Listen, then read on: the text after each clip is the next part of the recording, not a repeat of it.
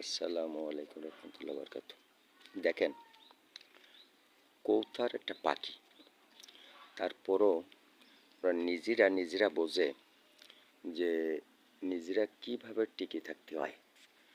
আমাদের মসজিদের পাশে যে আদা গেটে শাক হয়েছিল, তিতি শাক, সেই তিতি শাকগুলো কত সুন্দর করে ওরা খাচ্ছে, যাতে যদি এই কৌতারে আদা গেটে শাক খায় তাহলে এদের কিমনি হয় না, আমাশা হয় না, অনেক কিছু হয় না।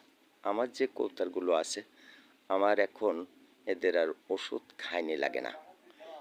এরা নিজেরা স্বেচ্ছায় যে ঔষধ ওরা খায়, এতে আমার খুব ভালো লাগছে। আপনারাও যারা আমার ভিডিওটা দেখবেন, একটু চেষ্টা করবেন কৌতারের, যাদের কৌতারগুলো বাসায় আটকানো আছে, যদি নতুন আদা কেটে মানে কাঁচা আদা কেটে তুলে ওদের বাসায় খাবারের সাথে মিশিয়ে দেন, তাহলে ওদের অনেক অনেক উপকার হবে। আর যাদের ছেড়ে দেওয়া আছে, ওদের একটু চেষ্টা করবেন যেখানে আদা কেটে আছে ওইখানে খাবার দেওয়ার জন্য। তাহলে খাবার খেতে খেতে এক সময় ওরা নিজেরাই আদা কেটে শাক খাবে, তাতে ওদের বিশাল উপকার আসবে।